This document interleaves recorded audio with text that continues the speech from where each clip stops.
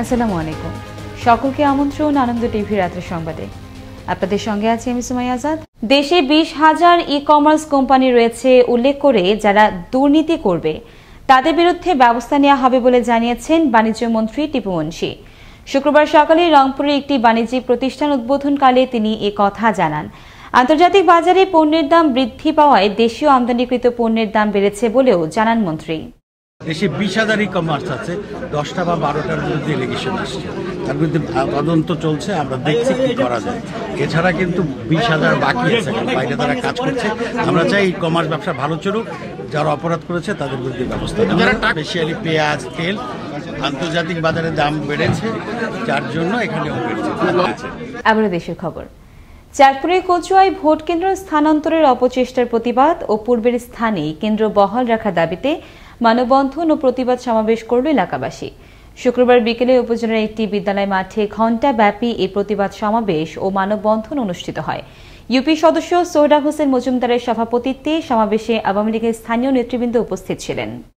অনুষ্ঠিত হল রাজধানীর কাপ্তান বাজারের হোসেন শহীদ সরওয়ার্দী মার্কেট দোকান মালিক সমিতির বিশেষ সাধারণ সভা।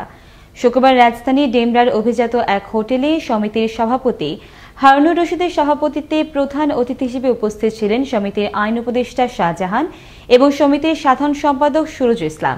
সভায় বাৎসরিক বিভিন্ন কার্যক্রম ও কর্মসূচি নিয়ে আলোচনা করা হয়। সাপ্তাহিক ছুটির দিন হওয়ায় শুক্রবার সকাল থেকে মানিকগঞ্জের পাটুরিয়া ও আরিচা ঘাট এলাকায় ছিল যানবাহনের অতিরিক্ত চাপ। ঘাটে ছোট বড় পরিবহন ও পণ্য বোঝাই ট্রাক সহ পারাপারের অপেক্ষায় থাকে 8 শতাধিক যানবাহন। তবে অগ্রাধিকার ভিত্তিতে যাত্রীবাহী পরিবহন পারাপার করা হলেও ভোগান্তিতে পড়েন ট্রাকের চালক ও সহযোগীরা। এদিকে বর্তমানে এই নৌরুটে 16টি ফেরি সচল রয়েছে বলে জানায় বিআইডব্লিউটিসি কর্তৃপক্ষ। সিরাজগঞ্জের বেলকুচি পৌরসভা ও মুকুন্দগাতি গ্রামবাসীর উদ্যোগে অনুষ্ঠিত হল 2 দিন ব্যাপী নৌকাবাজ প্রতিযোগিতা। শুক্রবার সকালে এর উদ্বোধন করেন বেলকুচি পৌর মেয়র সাজ্জাতুল হক রেজা। উপজেলার ক্ষিদ্রমাটি যমুনা নদীর তীরে এই নৌকাবাজ প্রতিযোগিতায় অংশ নেয় বিভিন্ন স্থান থেকে আসা 24টি নৌকা। এ সময় নদীর 2 তীরে হাজার হাজার মানুষ উপভোগ করেন গ্রাম বাংলার ঐতিহ্যবাহী এই নৌকাবাজ প্রতিযোগিতা। রংপুরে বেড়েই চলছে পেঁয়াজ সহ কাঁচামরিচ ও ডিমের দাম। বাজার নিয়ন্ত্রণে প্রশাসনের নজরদারি বাড়ানোর দাবি ভোক্তা সাধারণের। তবে কৃষি অফিস বলছে পেঁয়াজের আমদানির উপর নির্ভরতা কমিয়ে বিকল্প ব্যবস্থা গ্রহণের কথা। রংপুর থেকে মাহফুজ আলম প্রিন্সের প্রতিবেদনে থাকছে বিস্তারিত।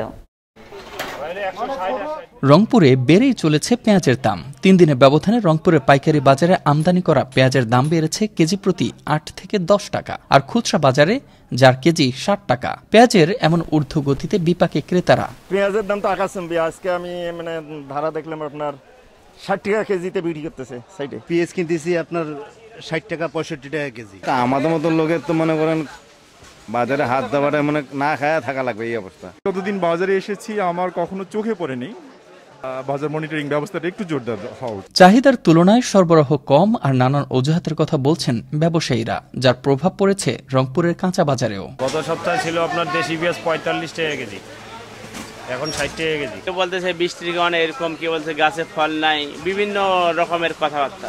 মুরগির খাদ্যের দাম বেশি, গরুর খাদ্যের দাম বেশি, হ্যাঁ, আর ডিমের দামও তার সাথে সাথে বাড়তেই আছে। সব মাসে 10 টাকা 15 টাকা 20 টাকা বাড়ছে। তেলের দামও বেশি, আপনার চিনির দাম বেশি, মোটা মুসুর ডালের দাম বেশি। তবে আমদানির ওপর নির্ভরতা কমাতে বিকল্প ব্যবস্থার কথা বলছে কৃষি বিভাগ। দেশে উৎপাদিত পেঁয়াজ দিয়ে পেঁয়াজের চাহিদা পূরণ করা গেলে পেঁয়াজের দাম বৃদ্ধির সংকটে আর পড়তে হবে না বলে জানালেন এ কৃষিবিদ। বর্তমানে এই বছর থেকেই একটা উদ্যোগ নিয়েছে যে পেঁয়াজের উৎপাদন বাড়াতে হবে। দেশে উৎপাদিত পেঁয়াজ দিয়ে যদি আমরা পেঁয়াজের চাহিদা পূরণ করতে পারি তাহলে যেমন বৈদেশিক মুদ্রা সাশ্রয় হবে, পাশাপাশি পেঁয়াজের দাম বৃদ্ধি বা এই ধরনের কোনো সংকটে আমাদের পড়তে হবে না। এদিকে রংপুরে কাঁচামরিচ, মাছ এবং ডিমের দামও বাড়তি। প্রতি কেজি মরিচের দাম 170 টাকা। বেড়েছে ভরা মৌসুমে মাছের দামও। মুরগির দাম সহনশীল থাকলেও বেড়েছে হালি প্রতি ডিমের দাম 6 টাকা পর্যন্ত। মুস্তফা কামাল তোহা, আনন্দ টিভি, ন্যাশনাল ডেস্ক। দেখছেন আনন্দ টিভি রাতের সংবাদ, সঙ্গে আছি সুমাইয়া আজাদ। রোহিঙ্গাদের শীর্ষ নেতা মুহিবুল্লাহ হত্যাকাণ্ডের ঘটনায় পররাষ্ট্র মন্ত্রণালয়ের একটি দল কাজ করছে বলে জানিয়েছেন পররাষ্ট্র সচিব মাসুদ বিন মোমেন। শুক্রবার সকালে পররাষ্ট্র সচিবের নেতৃত্বে 4 সদস্য বিশিষ্ট একটি প্রতিনিধি দল 2 দিনের সফরে কক্সবাজারে পৌঁছান। এ সময় সাংবাদিকদের সঙ্গে মুখোমুখি হয়ে কথা জানান পররাষ্ট্র সচিব। সফরকালে উখিয়া টেকনাফে মিয়ানমারের নাগরিকদের ক্যাম্প পরিদর্শন এবং সংশ্লিষ্ট সরকারি কর্মকর্তাদের সঙ্গে বৈঠকে মিলিত হওয়ার কথা রয়েছে প্রতিনিধি দলটির।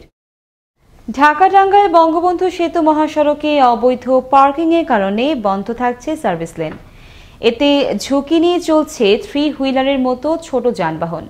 এদিকে সার্ভিস লেন স্বাভাবিক রাখার দাবি ছোট ছোট যানবাহনের চালকদের, তবে থেমে নেই পুলিশের তৎপরতা। টাঙ্গাইল থেকে মেহেদী হাসান চৌধুরী মিদনের প্রতিবেদনে থাকছে বিস্তারিত। ঢাকা টাঙ্গাইল বঙ্গবন্ধু সেতু মহাসড়কের কান্দিলা বাজারের সামনে রাবনা বাইপাসের উত্তর পশ্চিম কর্নারে সার্ভিস সেন্টারের কারণে বিক্রমহাটি, রসুলপুর, পৌলি ও এলেঙ্গাতে পাম্পের সামনে ট্রাক রেখে সার্ভিস লেন বন্ধ করে রাখা হয়েছে। এছাড়া এলেঙ্গাতেও সার্ভিস সেন্টারের কারণে বন্ধ রয়েছে সার্ভিস লেন। তাই জীবনের ঝুঁকি নিয়েই মহাসড়ক দিয়ে চলতে হয় চলাচলকারীদের। এদিকে সার্ভিস লেন সবসময় স্বাভাবিক রাখার দাবি সিএনজি ও অটোরিকশা চালকদের। এই রাস্তার মধ্যে গাড়ি ঘোড়া রাখা দেয়, এজন্য তো সমস্যা, আমাদের সমস্যা। সরকারি রাস্তা বলছে আমাকে জন্য এটা সিএনজি এই রাস্তায় বড় গাড়ি চলবে, আমরা কেমন চলবো? এই রাস্তাটার মধ্যে যদি হলো বড় কোনো গাড়ি থাকে তাহলে আমাকে হলো মনে করেন যে অসুবিধায় আমাকে হলো হাই রোডে ওঠানো লাগে। অপরদিকে এই মহাসড়কের পার্কিং ব্যবস্থা না থাকে সার্ভিস লেনে পার্কিং করেন ট্রাক চালকরাও। তার গাড়ির গিয়ার বক্সের সমস্যা, তার লেগে এখানে পার্কিং করেছি আর কি। আমরা রাস্তায় গাড়ি রাখছি, আমাদের বিশ্ব রোড করে দিচ্ছে, কোনো পার্কিং এর জায়গা দেয় নাই। মহাসড়কে অবৈধ পার্কিং বন্ধে অভিযান পরিচালনা করে পুলিশ, কিন্তু পুলিশ সরে যাওয়ার পর আবারও শুরু হয় এমন অবৈধ পার্কিং, জানালেন এ পুলিশ কর্মকর্তা। প্রতিনিয়ত তাদের বিরুদ্ধে আমরা কঠোর ব্যবস্থা গ্রহণ করতেছি। টাঙ্গাইল জেলা পুলিশের পক্ষ থেকে এই সার্ভিস লেন চালু করার ব্যাপারে বা এখানে যাতে অবৈধ পার্কিং কেউ করতে না পারে সেই জন্য আমরা সব সময় সজাগ দৃষ্টি রাখতেছি। সার্ভিস লেনে গাড়ি রাখলে চালকদের গুনতেও হয় জরিমানা, তবুও যেন পরিত্রাণ নেই এ থেকে। গাড়ি সার্ভিস লেনের উপর রেখে ওই গাড়ির কাজ করায় বা দেখা যাচ্ছে যে একটু চোখের পলক হলে একটু সরে যায়, তখন তারা একটু রাখে। যারা একটু রাখতেছে তাদেরকে আমরা আইনের আওতায় নিচ্ছি এবং তাদেরকে জরিমানাও করতেছি। শুধু ট্রাফিক আইন মেনে চললে সম্ভব মহাসড়কের এই দুর্ভোগ দূর করা, আর তাতে সার্ভিস লেন স্বাভাবিক হলে প্রতি বছর শত শত দুর্ঘটনা থেকে রক্ষা পাবে মহাসড়কে চলাচলকারীরা। মোস্তফা কামাল তোহা, আনন্দ টিভি, ন্যাশনাল ডেস্ক। বগুড়ার গাবতলীর 10 মাইল এলাকায় বালুবাহী একটি ট্রাকের ধাক্কায় মৃত্যু হল জাকরিউল নামের এক ভ্যান চালকের। এতে গুরুতর আহত হন আরও এক নারী। আহত ওই নারীকে উদ্ধার করে হাসপাতালে পাঠায় স্থানীয়রা। বিষয়টি নিশ্চিত করেন বাগবাড়ি পুলিশ ফাঁড়ির ভারপ্রাপ্ত কর্মকর্তা আশরাফুল ইসলাম। বৃহস্পতিবার সন্ধ্যায় চুয়াডাঙ্গার আলমডাঙ্গার বেলগাছি মালিথাপাড়ায় ট্রাকের ধাক্কায় মৃত্যু হল আহসান বিশ্বাস নামের এক বৃদ্ধের। খবর পেয়ে ঘটনাস্থল থেকে নিহতের মরদেহ উদ্ধার করে হাসপাতালে মর্গে পাঠায় ফায়ার সার্ভিস কর্মীরা।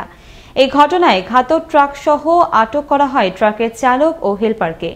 বিষয়টি নিশ্চিত করেন আলমডাঙ্গা থানার ভারপ্রাপ্ত কর্মকর্তা সাইফুল ইসলাম। প্রজনন মৌসুমে মা ইলিশ রক্ষায় পটুয়াখালী সদরের পায়রা নদীতে যৌথ অভিযান পরিচালনা করে জেলা মৎস্য বিভাগ ও নৌ পুলিশ। গেল রাত থেকে শুক্রবার সকাল পর্যন্ত চলা এই অভিযানে জব্দ করা হয় 50,000 মিটার কারেন্ট জাল ও চরগড়া জাল। পরে জব্দ হওয়া জালগুলো জনসম্মুখে পুড়িয়ে ধ্বংস করে দেওয়া হয়। আনন্দ টিভির সর্বশেষ সংবাদ এবং বিনোদন সবার আগে দেখতে ভিজিট করুন www.facebook.com/anandotv BD এই পেজে। ধন্যবাদ সকলকে, শুভরাত্রি।